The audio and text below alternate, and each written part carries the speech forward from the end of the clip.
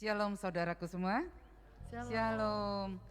Saudara, hari ini kalau kita boleh kembali ada di tempat ini, ada satu sukacita, ada anugerah yang tetap menyertai kita. Amin. Mari kita mau sama-sama datang ke hadirat Tuhan.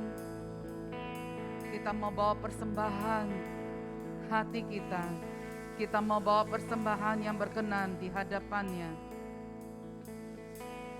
Mari biarkan siang hari ini kita mau serukan kalau Dia satu-satunya yang menjadi sumber penghiburan, sumber perlindungan untuk setiap kita. Dia menjadi kekuatan untuk setiap kita. Terima kasih Tuhan. Terima kasih Yesus. Terima kasih Roh Kudus.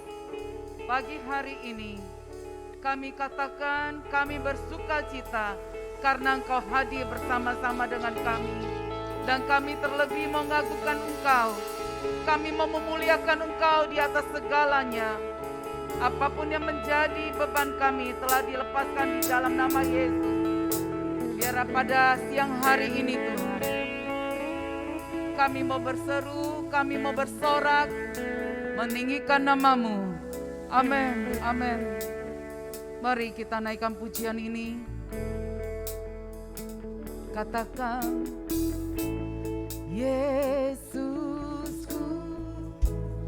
penyelamatku, Tiada yang seperti Engkau.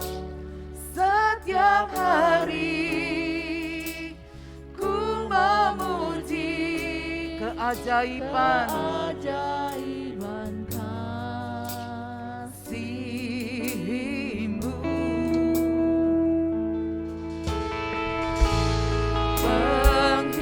Penghibur, pelindung, menara kekuatan, tiada semua yang bernafas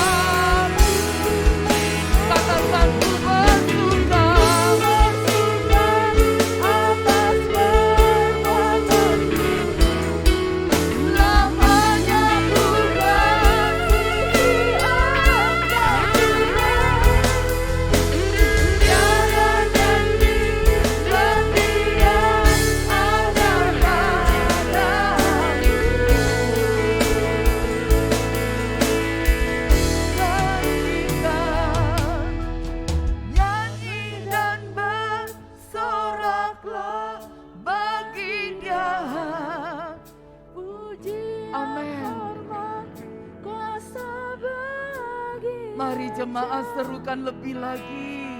gunung tunduk. Kalau Dia satu-satunya kekuatan bagi kita, satu-satunya pengharapan bagi kita. Yes. Ku bersuka atas perbuatan.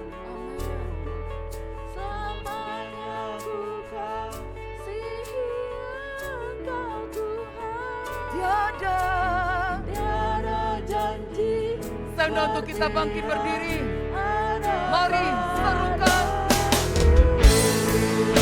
Amin. Haleluya.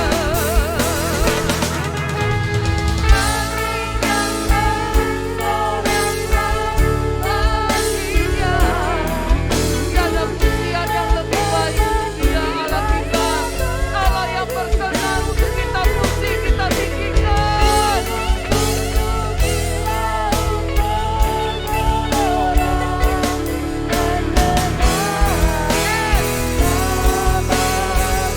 Segala kuasa hidup tangan Tuhan.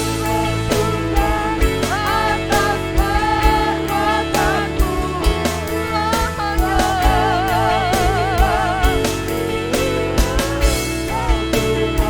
katakan tiada janji.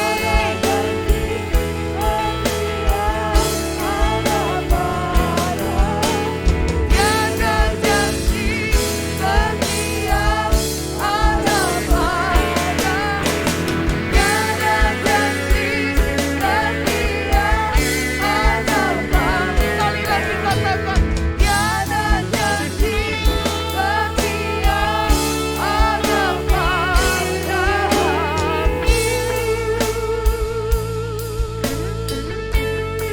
Haleluya.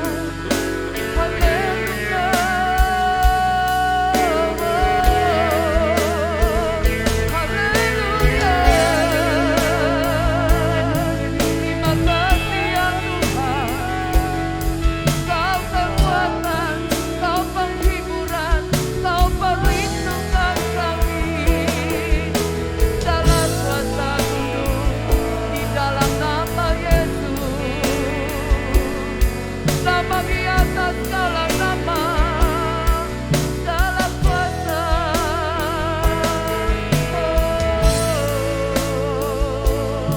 Haleluya, haleluya.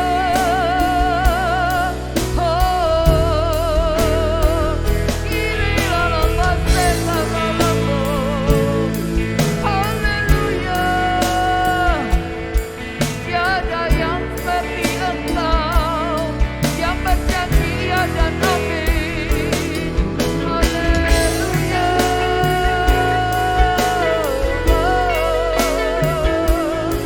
Terima kasih Yesus. Mari ucapkan syukurmu lebih lagi.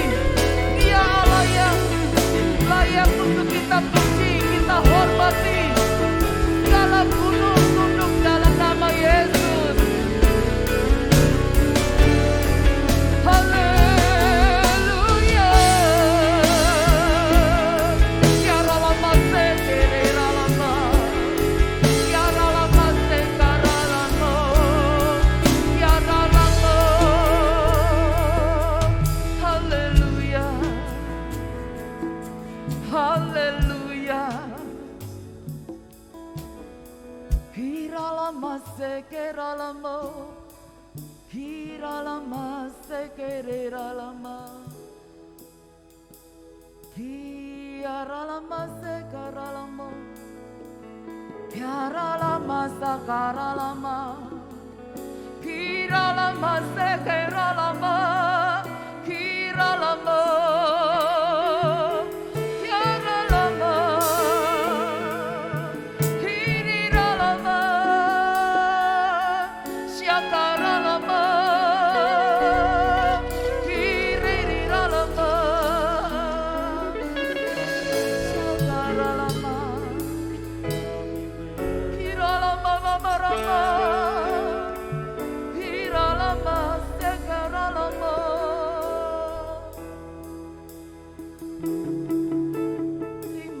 kasih Tuhan, terima kasih Yesus, terima kasih Tuhan. Senantiasa kami bersuka karena Engkau Tuhan, karena Kau Allah yang layak kami tinggikan di atas segalanya. Perbuatan-perbuatan-Mu ajaib, ajaib. Sampai hari ini kami mau katakan, mujizat itu tetap ada. Yes, perbuatan-Mu sungguh dahsyat dalam hidup kami Tuhan. Terima kasih Tuhan.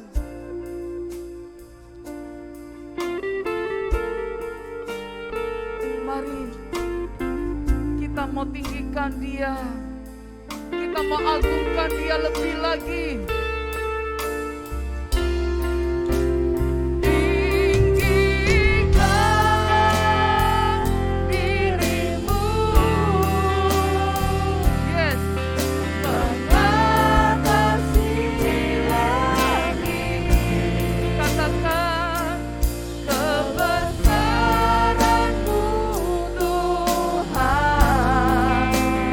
Mengatasi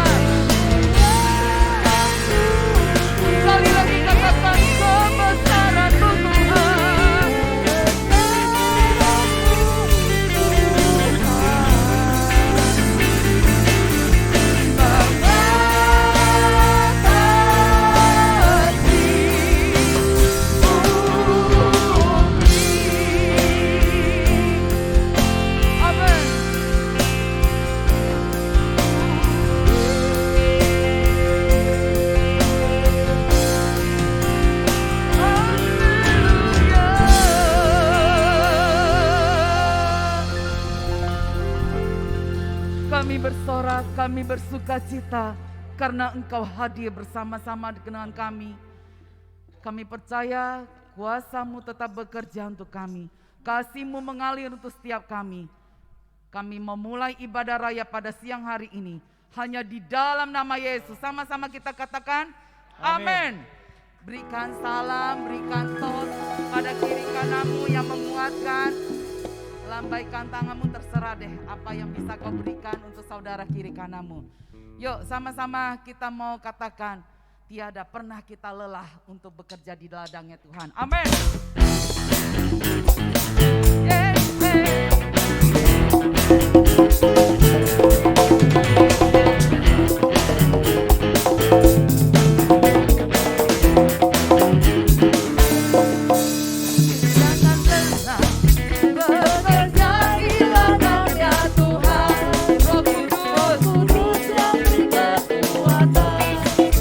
Yang mengajar dan menopang.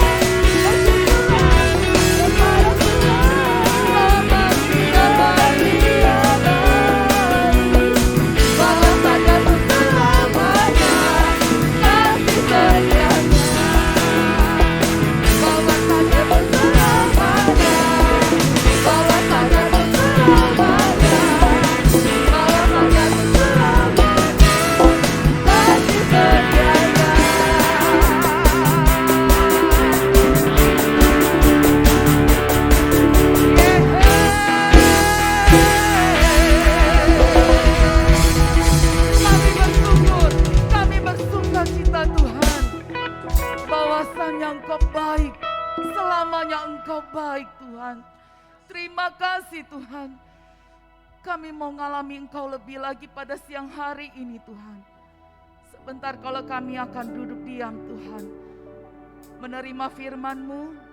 Kami tahu ada perbuatan-Mu, ada kehendak-Mu yang terjadi ketika firman ini diberitakan. Ada mujizat yang terjadi ketika firman ini disampaikan Tuhan. Terima kasih Tuhan.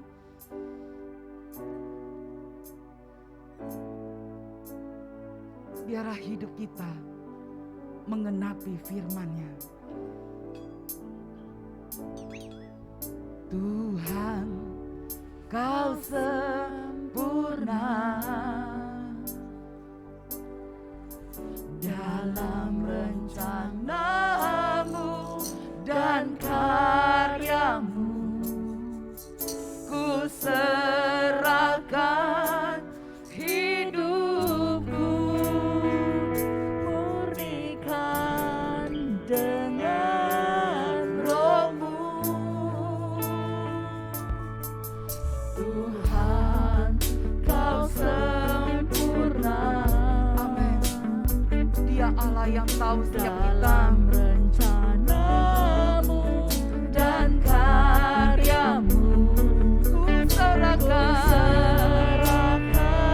Mari minta Tuhan murnikan hidup kita dengan Roh-Nya. murnikan dengan Roh-Mu. Tuhan, Kau sempurna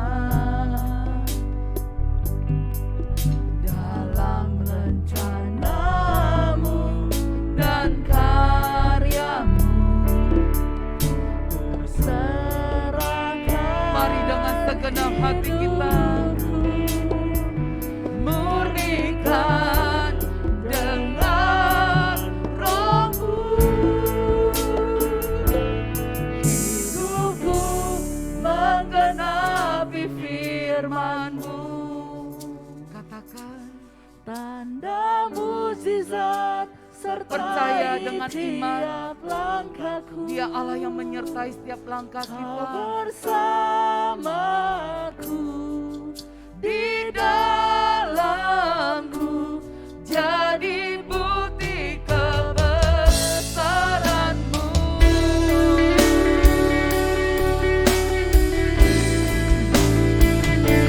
Hidupku mengenapi firman-Mu.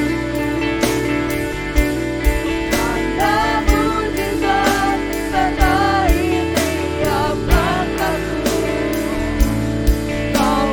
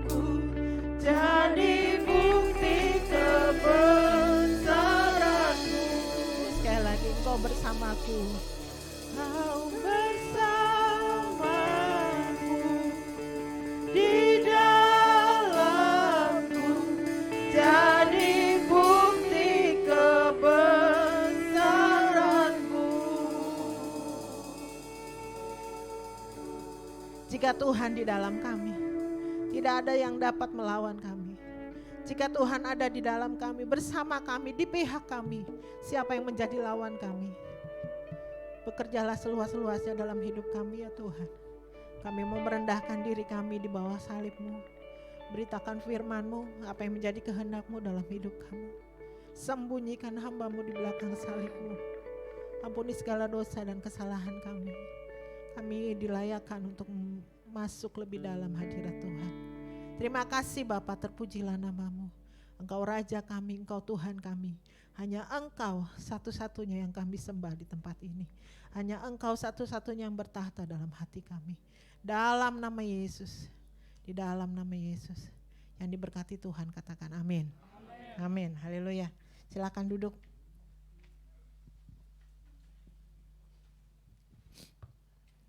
Hari ini, puji Tuhan,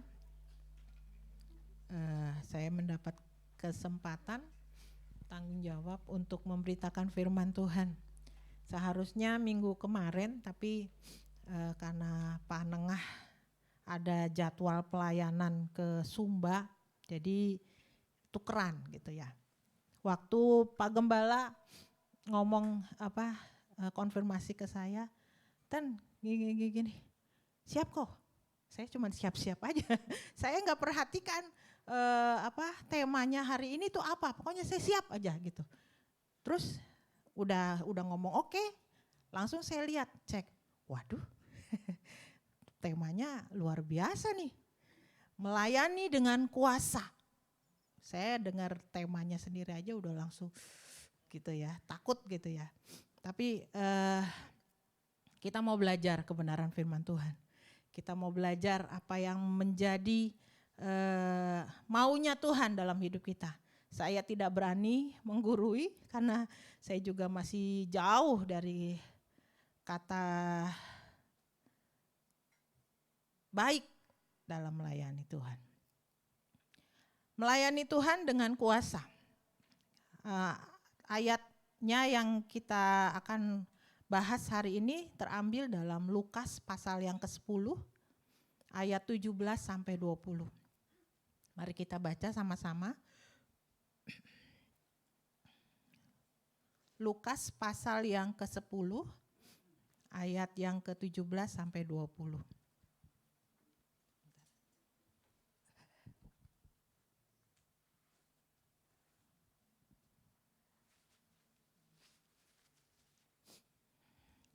Judul perikop hari ini adalah kembalinya ke 70 murid.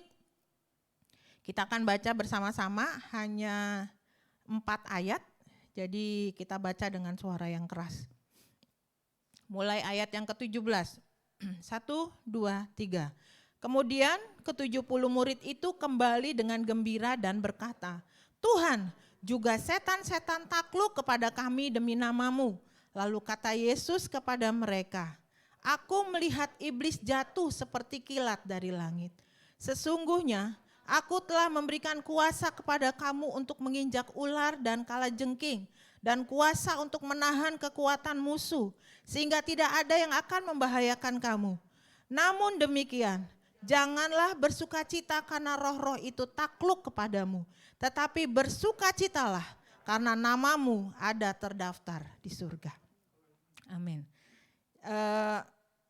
Firman Tuhan hari ini dikasih judul, kembali saya katakan bahwa melayani dengan kuasa. Siapa yang tidak ingin pelayan Tuhan itu bukan hanya yang berdiri di mimbar yang menceritakan firman Tuhan, yang memberitakan firman Tuhan. Bukan hanya tim Lewi, tapi semua kita dipanggil untuk melayani Tuhan. Amin. Tidak terbatas. Tidak terbatas orang-orang yang full timer saja, gembala sidang saja yang melayani. Semua kita rindu untuk melayani dengan kuasa. Seperti yang dialami ke-70 murid di kitab Lukas ini.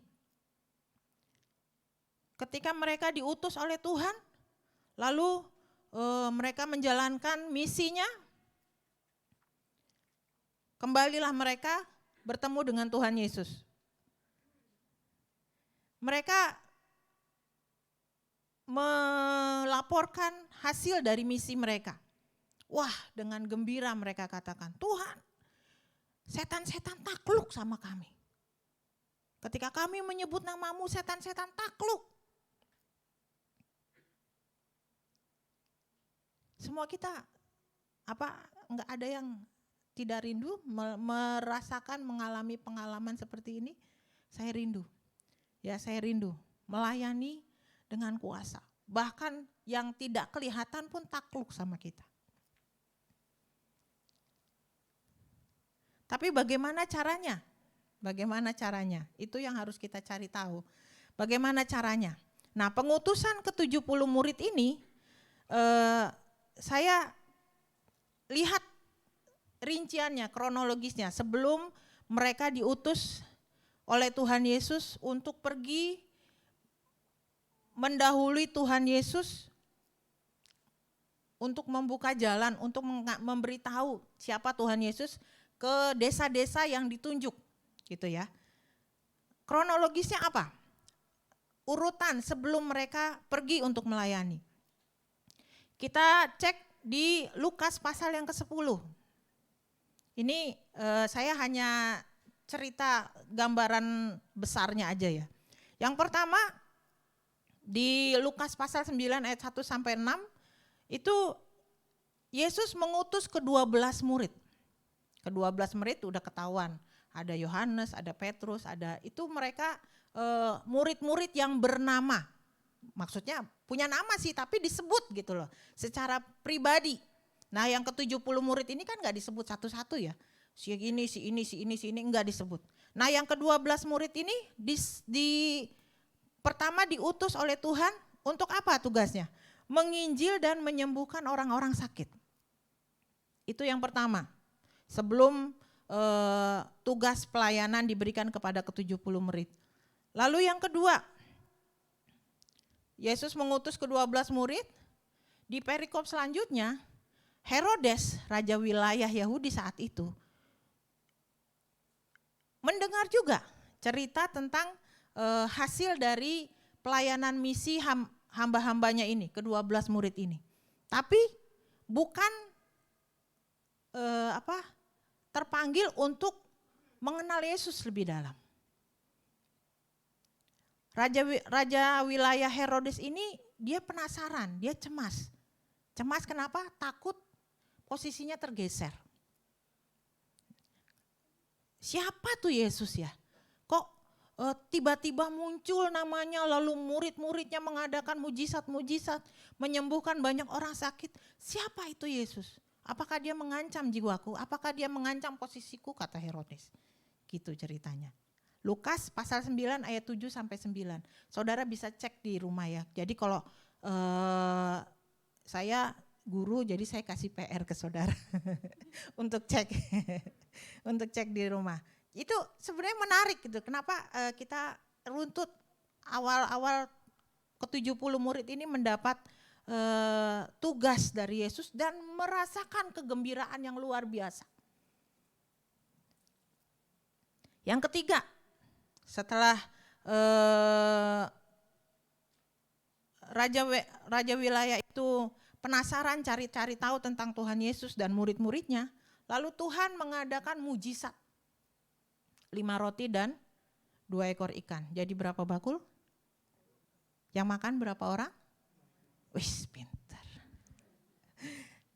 Yesus mengadakan mujizat. Orang banyak ikut mendengarkan khotbah Yesus, lalu mereka kelaparan, enggak keburu bawa bekal.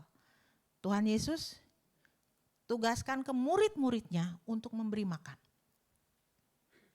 Ini masih ke-12 murid ya, masih ke-12 murid. Dan saya yakin ke-70 orang murid yang diutus Tuhan itu menyaksikan, ya, menyaksikan. Lalu yang selanjutnya, urutan peristiwa apa yang terjadi? Setelah Tuhan Yesus mengadakan mujizat, Tuhan Yesus memberitahukan bahwa nanti aku akan menderita. Penderitaan tentang Tuhan Yesus diberitakan. Kepada siapa? Kepada murid-muridnya, ke-12 murid. Dan saya yakin ke-70 orang murid ini juga menyaksikan. Karena Tuhan Yesus nggak mungkin asal comot, nggak mungkin asal comot. Ke-70 orang murid ini juga mendengar pengajaran Tuhan Yesus yang memberitahukan bahwa aku akan menderita. Kita nanti kilas balik ya. Lalu selanjutnya, setelah Tuhan Yesus menceritakan tentang penderitaannya, Yesus mengadakan mujizat lagi. Tapi sebelumnya diawali dengan kegagalan muridnya. Yesus mengusir roh jahat. Ada seorang datang kepada Yesus, Tuhan tolong anakku, dia kerasukan roh jahat. Dia dibanting, dia tersiksa sampai gak bisa ngomong. Aku udah ketemu sama muridmu, tapi muridmu gak bisa sembuhin. Muridmu gak bisa usir setan yang ada dalam anakku ini. Tuhan Yesus tegur murid-muridnya. Berapa lama lagi aku akan ada bersama dengan kamu? Hai orang-orang yang tidak percaya. Padahal di awal para murid sudah melakukan mujizat. Sudah menyembuhkan orang sakit. Sudah mengadakan penginjilan. Sampai Raja Herodes terancam posisinya. Berarti kan dampaknya luar biasa ya, gitu. Tapi ketika ada orang yang kerasukan roh jahat, murid-murid Tuhan Yesus gagal menyembuhkan. Selanjutnya, setelah Tuhan Yesus mengusir roh jahat, urutan peristiwa selanjutnya apa? Kembali Tuhan Yesus memberitakan penderitaannya. Kalau sesuatu yang dikasih tahu berulang-ulang berarti itu penting dan pasti akan terjadi. Pertama Tuhan sudah bilang, aku akan menderita, aku akan disalibkan, aku akan dihianati. Lalu kembali Tuhan bilang, aku akan menderita lagi. Kalau saya diceritakan seperti ini, langsung mikir 2 kali. Kalau orang-orang Yahudi kan mereka mencari Mesias, juru selamat, ya kan? Mencari Mesias, juru selamat yang akan mengangkat derajat mereka sebagai orang Yahudi. Tapi Tuhan Yesus datang ke dunia, malah menceritakan penderitaannya. Kalau kita yang hadir saat itu, mikir 2 kali enggak? Waduh, kayaknya salah ngikut orang nih saya. Misalnya gitu. Kayaknya saya salah mendengarkan cerita atau khotbah nih. Gitu. Karena terbukti di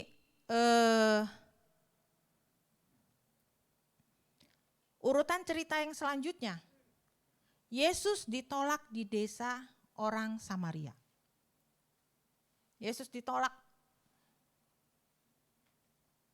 Tuhan Yesus memberitakan penderitaannya, murid-murid berdebat tuh siapa yang terbesar di antara mereka. Mereka milih, wah aku yang udah lebih dulu, aku yang paling setia nemenin Tuhan Yesus begini.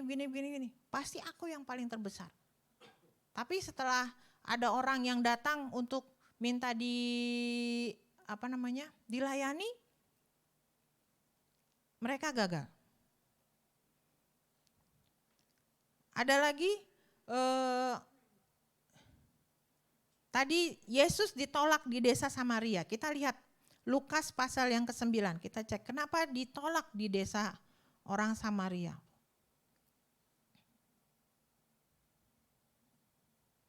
Ada di perikop di pasal yang ke-9 yang saya skip ya, karena saudara bisa pelajari sendiri.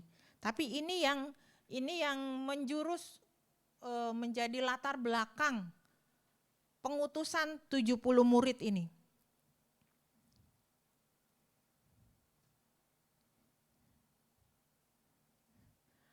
Lukas pasal 9 ayat 51.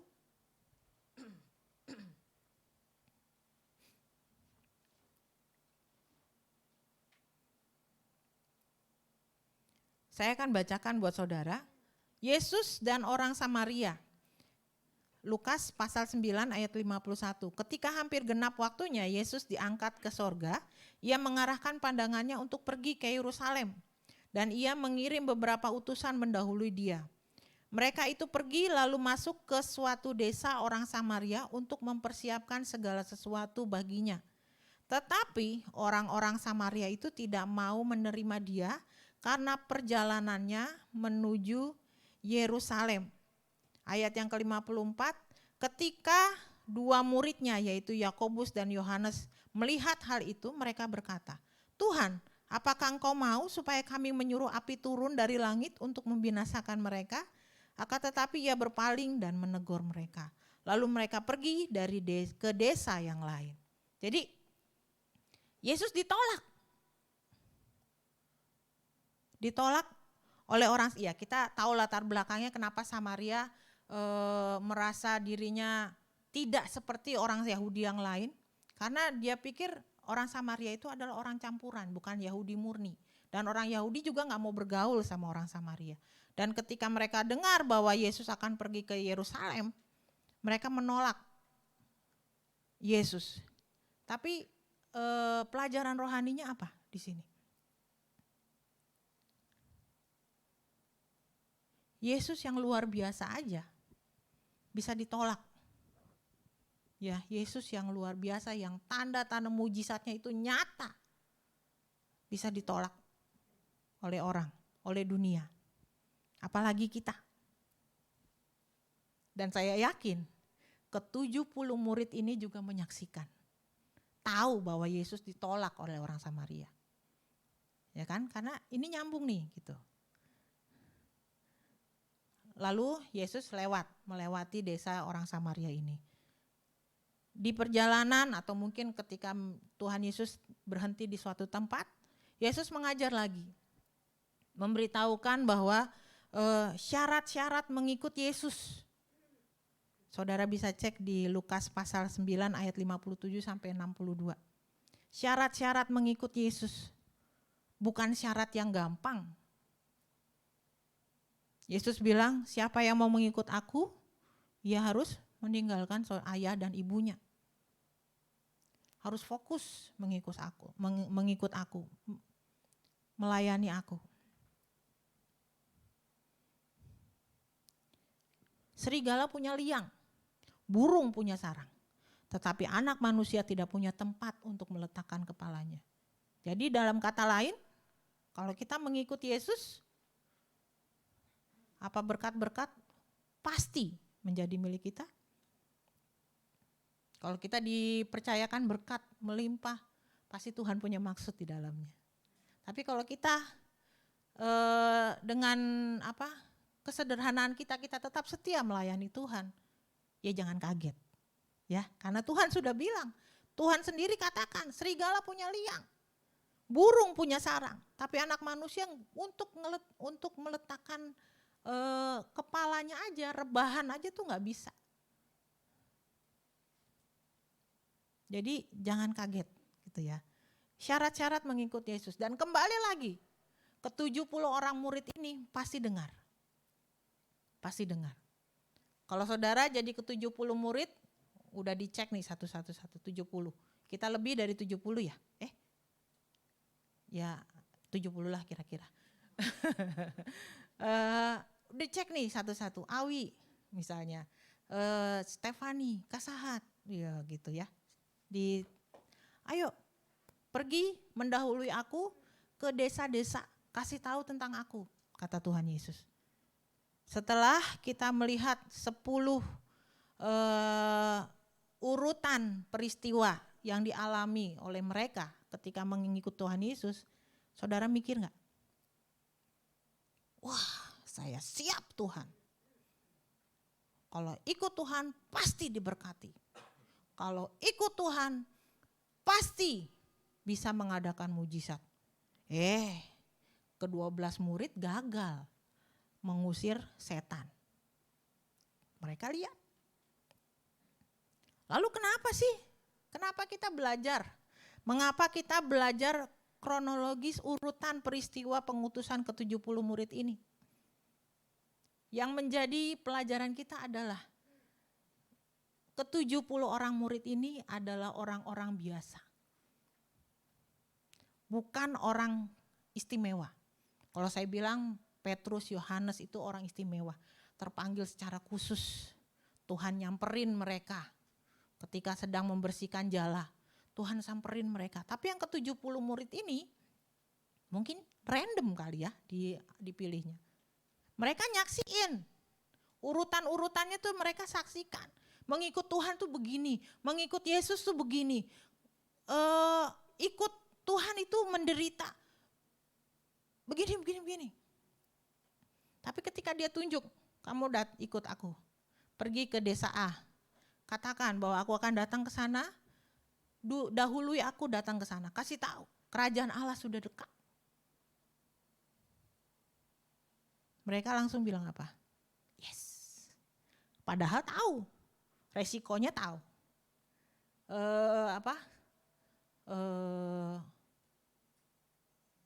Hal-hal yang mengikuti mereka untuk pergi ke desa-desa, ada kemungkinan gagal melayani Tuhan, ada kemungkinan.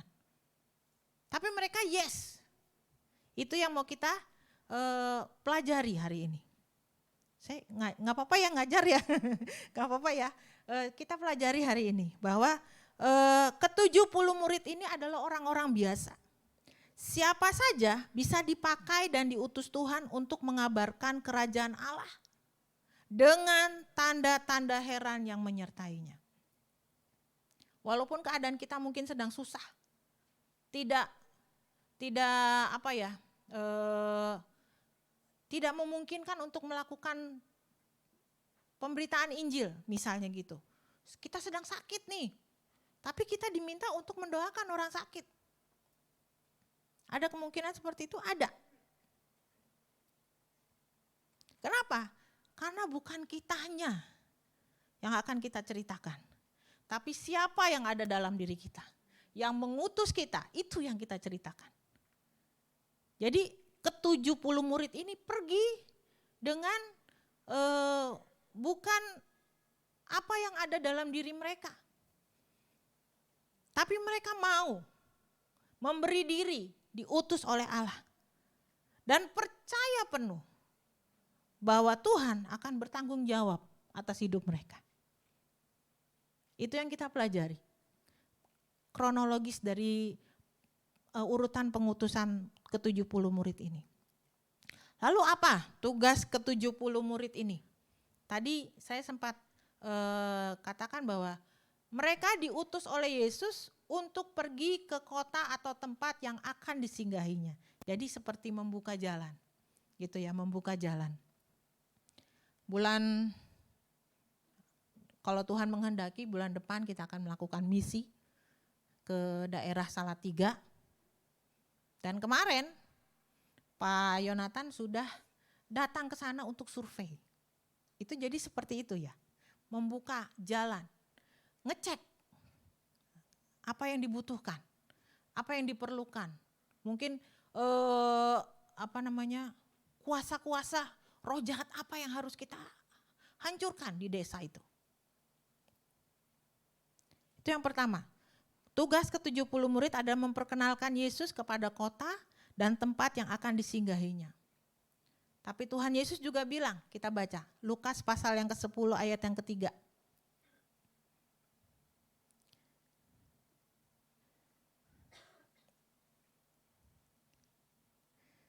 Ini yang ngeri-ngeri sedap. Lukas pasal yang ke-10 ayat yang ketiga. Pergilah, sesungguhnya aku mengutus kamu seperti anak domba di tengah-tengah serigala. Kita tahu serigala, makanannya apa? Daging, ya kan? Nah ketika anak domba disodorkan ke serigala, apa serigala elus-elus tuh anak domba? Pasti enggak, langsung caplok. Dan Tuhan mengutus ke-70 murid ini seperti mengutus domba di tengah-tengah serigala. Pekerjaan yang gampang? Enggak gampang. Pekerjaan yang sulit. Tapi sekali lagi, kita pergi, kita melayani, bukan dengan apa yang ada pada kita, tapi dengan siapa kita beserta. Karena Tuhan pasti akan menyertai kita. Diutus seperti domba di tengah-tengah serigala. Jiwa-jiwa yang di luar sana yang belum mengenal Tuhan, itu seperti mereka dikukung oleh kekuatan yang luar biasa. Sampai mereka diselubungi oleh satu kekuatan yang luar biasa sehingga mereka sulit untuk mengenal Tuhan Yesus. Itu seperti, dan kita memberitakan kabar baik itu kepada mereka yang diikat, mungkin diikat oleh roh dunia, diikat oleh kesenangan dunia, diikat oleh kebutuhan-kebutuhan. Aduh, entar dulu deh, kenal Tuhan Yesus entar dulu deh, saya lagi cari ini nih, saya lagi butuh ini, saya lagi bergumul tentang ini, entar dulu ya. Dan kita pergi ke situ, ke orang-orang yang seperti itu. Bukan sesuatu yang gampang. Tugas yang ketiga yang Tuhan berikan kepada ke-70 murid adalah sembuhkan orang sakit. Sembuhkan orang sakit. Mengabarkan kerajaan Allah sudah dekat. Jadi kita kalau pergi penginjilan, kita pergi ke suatu tempat, yang harus kita beritakan adalah kerajaan Allah sudah dekat. Kapan waktunya bukan urusan kita. Tapi kerajaan Allah sudah dekat. Tanggal segini ya. Jangan berani-berani bilang. Karena anak domba aja enggak tahu, apalagi kita. Mengabarkan kerajaan Allah, sembuhkan orang sakit. Nah, setelah mendapat tugas ini, di ayat yang ke-17 tadi mereka udah pulang dari penginjilan. Mereka diutus berdua-dua. Lalu udah pulang, ketemu sama Tuhan Yesus, mereka menceritakan. Wah, dengan sangat gembira, dengan sangat antusias. Tuhan, setan-setan juga takluk atas kami. Ketika kami menceritakan nama Tuhan, setan-setan takluk. Kalau saya jadi salah satu dari ke-70 murid, ya iyalah pastilah.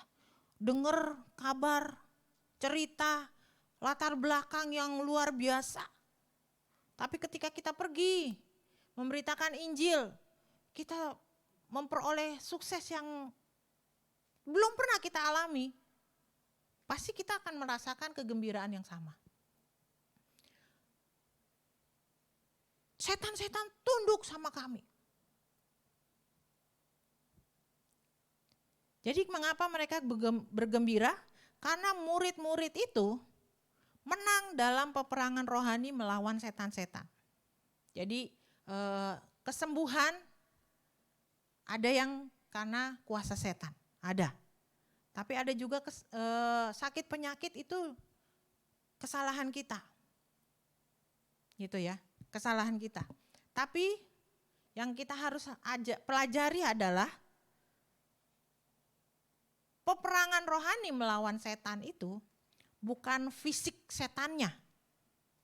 Ada anak muda yang, aku penasaran Kak, katanya di lantai 4 ada begini, pengen ketemu.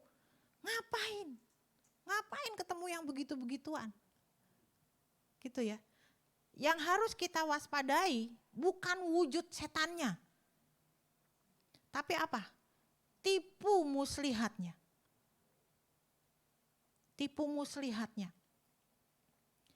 Bagaimana setan mau memenangkan kita? Tuhan mau memenangkan manusia, setan juga mau memenangkan kita. Bagaimana iblis mau memenangkan kita? Dengan tipu muslihat, seperti tadi. Waktu Tuhan panggil kita untuk mengiring dia, aku lagi sibuk, aku lagi bergumul tentang ini, aku lagi nunggu ini, tunggu ya, sabar ya Tuhan ya. Ntar kalau aku udah kaya, aku akan melayani Tuhan deh. Ntar kalau aku sudah sembuh, aku akan melayani Tuhan deh. Ntar kalau aku sudah menikah, aku akan melayani Tuhan. Itu tipu muslihat iblis. Yang kita harus waspadai itu. Makanya di Efesus pasal 6 ayat yang ke-11, 10 sampai 11. Kita harus mengenakan selengkap senjata Allah. Apa senjata Allah? Iman, firman Tuhan, ketopong keselamatan, kasut kerelaan memberitakan Injil. Semua itu harus kita kenakan. Untuk apa? Melawan tipu muslihat iblis. Jadi yang harus kita waspadai bukan wujud setannya. Wah, ngelewatin jalanan sepi kita takut gitu ya. Ngelewatin rumah kosong kita ngeri. Kita mau bernegosiasi dengan setan misalnya gitu. Itu enggak usah. Kurang kerjaan kita. Tapi yang harus kita waspadai adalah tipu muslihat iblis yang ingin kita menarik diri kita untuk tidak mengenal Tuhan secara dalam. Iblis itu paling tahu loh. Iblis itu paling tahu. Apa yang menjadi kebutuhan manusia. Paling tahu. Kenapa? Karena Tuhan Yesus ketika dia dicobai di padang gurun. Iblis itu menyentuh hal-hal yang pokok buat manusia. Apa? Makan minum. Perut. Ya kan? Lalu apa? Kekuasaan. Lalu apa lagi? Ya, itu iblis tahu. Bukan hanya Tuhan yang maha tahu. Iblis juga tahu. Makanya hati-hati dengan tipu muslihat iblis. Kita harus waspada, waspada penuh. Melayani bukan hanya di mimbar. Kita sering dengar itu. Melayani bukan hanya di mimbar. Dalam keseharian kita, profesi kita sebagai pedagang, sebagai guru, sebagai dokter, sebagai wira swasta, sebagai karyawan, iblis berusaha tuh mencuri jiwa kita dengan tipu muslihatnya. Jadi dalam segala profesi hidup kita, kita ini utusan Tuhan. Utusan Tuhan melayani Tuhan. Melayani dalam hal apa? Dalam hal yang kita dipercayakan sama Tuhan. Jadi jangan lalai. Dan sekali lagi, kalau ke-70 murid menang atas iblis, kita juga pasti menang atas iblis. Amin. Amin. Lalu yang kedua, kenapa mereka senang? Mereka gembira melaporkan hasil misi mereka. Karena murid-murid alami perlindungan atau proteksi Tuhan yang nyata. Ya. Lukas pasal yang ke-10 ayat 19, Tuhan sudah memberikan kita kuasa untuk menginjak ular dan kalajengking dan kuasa untuk menahan kekuatan musuh. Ini kita kembali ke peristiwa Adam dan Hawa. Ketika Tuhan mengadakan permusuhan antara wanita Hawa dengan ular, Tuhan sudah kasih bahwa ular akan tunduk di bawah kaki kita. Kuasanya sudah dihancurkan. Iblis udah nggak punya nyali lagi sebenarnya. Tapi itu dia datang bukan dengan kekuatannya, tapi dengan tipu muslihatnya. Itu yang harus kita hati-hati. Tapi murid-murid mengalami perlindungan Tuhan dengan nyata. Setan-setan takluk atas mereka. Ular kalajengking itu sebenarnya menggambarkan apa sih? Apa ular beneran? Bukan ya. Ular kalajengking dalam Alkitab itu digambarkan dengan iblis, roh-roh jahat, kuasa kegelapan, sihir, perdukunan, santet, dan sebagainya. Itu tuh kerjaannya iblis. Semua kerjaannya iblis. Mau sihir putih, sihir hitam, apa ya itu segala macam. Itu semua kerjaannya iblis. Iblis pintar memutar balikan. Iblis pintar mengkemas yang menjadi kerjaannya dia. Supaya kita bisa terkecoh. Enggak apa-apa kok. Orang dia ngusirnya pakai ayat. Jadi itu jangan sampai kita terkecoh ya, jangan sampai kita terkecoh. Semua kuasa iblis, kuasa setan, penghulu-penghulu di udara hanya bisa kita usir, hanya kita bisa patahkan dalam satu nama, Yesus Kristus Tuhan kita. Hanya itu. Kalau kita pergi memberitakan Injil, cuma nama itu yang harus kita bawa. Tidak ada yang lain. Ya, jadi ketika kita berdoa di dalam nama Tuhan Yesus, orang bisa disembuhkan, bisa disembuhkan. Yang penting iman percaya kita. Bukan omong kosong, itu sudah dialami oleh ke-70 murid. Bukan, oh kayaknya iya ya, kayaknya enggak. Udah dialami dan kita pun bisa mengalaminya. Karena 70 murid itu bukan orang yang istimewa, bukan orang yang wah luar biasa, bukan. Orang-orang biasa yang dipakai Tuhan dan mereka mau dipakai Tuhan. Murid-murid bersukacita karena mereka alami perlindungan Tuhan. Bukan hanya murid-murid yang bersukacita. Tuhan Yesus pun bersukacita bersama dengan mereka ketika mendengar apa yang mereka sampaikan. Ya, jadi kita harus yakin bahwa kemanapun kita pergi, Tuhan menjamin hidup kita. Karena Dia adalah Allah yang selalu menyertai, Allah Immanuel. Perlindungannya nyata. Berarti apa kita nggak bisa kena celaka? Apa kita nggak pernah bisa sakit? Bisa sakit, tapi yang jelas itu semua ada dalam pengawasannya Tuhan. Tidak ada satupun yang bisa menimpa kita tanpa ada pengawasan Tuhan di dalamnya. Lalu yang ketiga, mereka bersukacita karena apa? Tuhan tegaskan, Tuhan Yesus tegaskan. Ayat yang ke-20. Namun, janganlah bersukacita karena roh-roh itu takluk kepadamu. Tetapi bersukacitalah karena namamu ada terdaftar di sorga.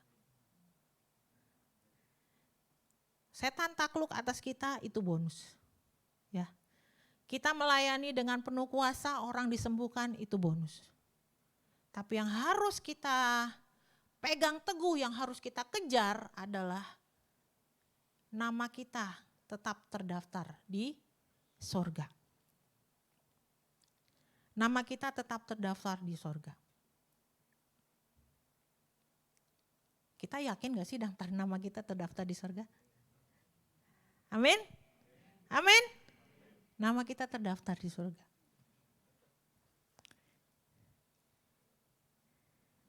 Tuhan mau kita melayani dengan kuasa.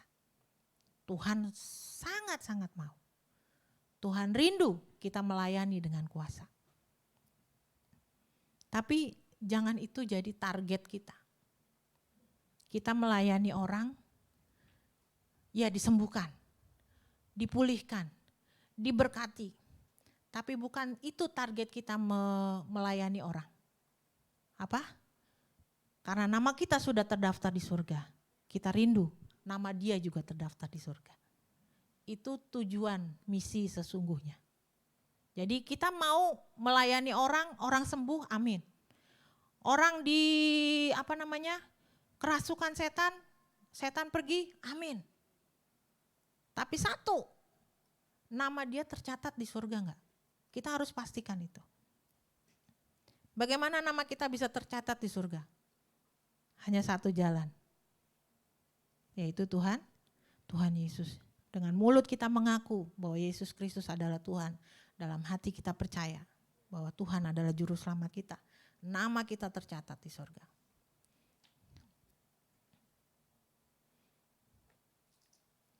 Hal utama bagi Tuhan adalah hubungan kita dengan Dia. Kita bersyukur dan bersukacita karena kita diberkati, mengalami kemenangan, perlindungan, namun Tuhan hendaki lebih dari itu. yaitu hubungan kita dengan Tuhan. Hubungan kita dengan Tuhan. Hubungan kita dengan Tuhan lebih penting dari semua hasil pelayanan kita. Jadi itu yang tadi yang saya bilang, target kita melayani adalah supaya nama Tuhan dimuliakan dan nama orang itu tercatat dalam buku kerajaan Allah. Jadi mujizat bisa terjadi untuk kita, untuk siapa saja. Tapi yang terpenting adalah nama kita sudah terdaftar di kerajaan surga dan itu adalah anugerah yang terbesar buat kita dari Bapa di surga buat anak-anaknya. Jadi kalau kita mau melayani, kuncinya satu, kita yakin sungguh-sungguh nama kita tercatat di surga. Jadi kita melayani dengan keyakinan penuh bahwa Tuhan menyertai kita. Apapun yang kita kerjakan akan dibuat berhasil. Tuhan tidak akan melupakan kita. Tuhan satu-satunya yang tidak akan pernah melupakan kita. Sekalipun keadaan kita masih belum berubah, misalnya kita masih sedang sakit, kita masih sedang mengalami kesusahan. Tapi satu hal, Tuhan tidak pernah melupakan kita. Tuhan akan selalu mengingat kita. Karena Tuhan sudah tulis nama kita di telapak tangannya. Ya, Tuhan sudah tulis nama kita di telapak tangannya. Dan Tuhan mau supaya kita tetap setia sampai akhir. Kunci sudah dikasih sama kita. Tapi kalau kita di pertengahan jalan kita belok, kunci itu jadi sia-sia, nggak berguna. Kita harus setia sampai akhir, ya, sehingga kunci kerajaan surga yang sudah Tuhan berikan buat kita, nama kita sudah didaftar di buku kehidupan. Suatu saat kelak ketika Tuhan panggil kita nikmati itu. Kita nikmati apa yang menjadi jerih lelah kita. Kita nikmati apa yang menjadi upah kita di dunia. Jadi upah di dunia ini gak ada apa-apanya dibanding dengan upah kita yang akan kita terima di surga nanti. Jadi milikilah hubungan yang intim dengan Tuhan, hidup bersekutu dengan Dia setiap hari, dan percaya penuh bahwa nama kita sudah tercatat di buku kerajaan Allah. Kita bisa melayani dengan kuasa. Tidak ada satupun kuasa yang bisa mengalahkan kuasa Tuhan yang ada dalam kita. Jadi bukan kitanya yang dilawan oleh iblis, tapi kuasa yang ada dalam kita yang dilawan oleh iblis. Siapa yang bisa melawan? Enggak ada. Jadi berjalan dengan pede. Saya ini orangnya enggak pedean. Saya orangnya khawatiran. Tapi firman Tuhan hari ini menegur saya bahwa enggak ada yang bisa melepaskan kita dari kasih Tuhan. Tidak ada yang bisa memisahkan kita dari kasih Tuhan. Tapi satu hal yang harus kita kerjakan adalah kita yakin penuh bahwa kita dilindungi oleh Tuhan. Ya. Dan dalam kehidupan kita nggak perlu ngomong banyak hal. A, B, C, D, E, F, G nggak usah. Tuhan, orang-orang akan lihat hidup kita yang disertai oleh Tuhan. Tuhan orang-orang akan lihat hidup kita yang berjalan dengan iman. Itu. Amin buat kebenaran firman Tuhan. Saya undang saudara untuk bangkit berdiri.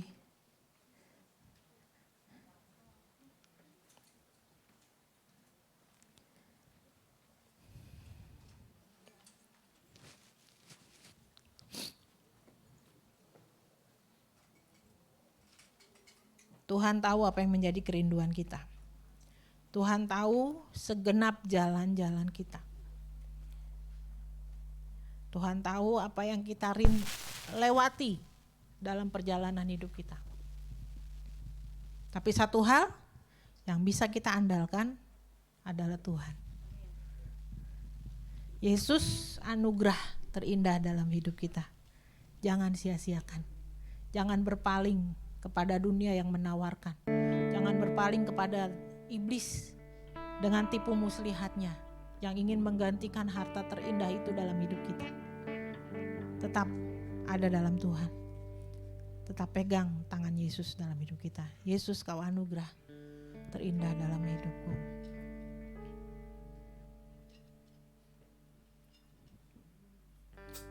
Terima kasih Tuhan buat kebenaran firman-Mu hari ini. Sempurnakan Roh Kudus. Sempurnakan Tuhan Yesus. Yesus, kau anugerah terindah dalam hidupku. Kau sungguh berarti di setiap jalanku. Anugerah-Mu selalu mempesonaku. Yesus, kau terbaik. Yesus, kau termanis di dalam hidupku.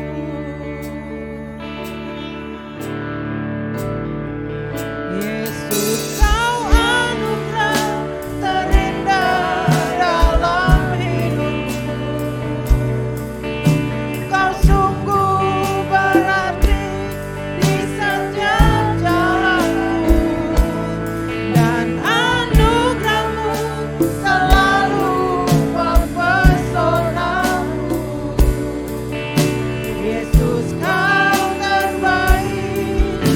Yesus, kau termanis di dalam hidupku. Sekali lagi, Yesus, kau anugerah terindah dalam hidupku.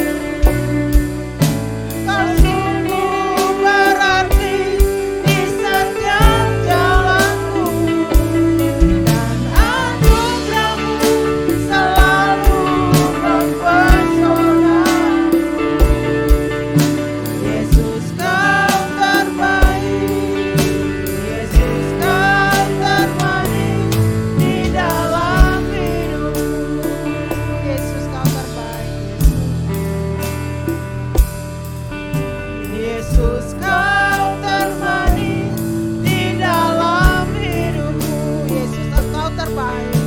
Yesus, kau terbaik.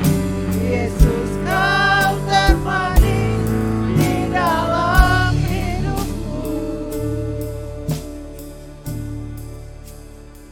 Harta terindah yang kami punya dalam hidup kami adalah Engkau, Tuhan. Kalau Tuhan beserta dengan kami sanggup melakukan segala sesuatu.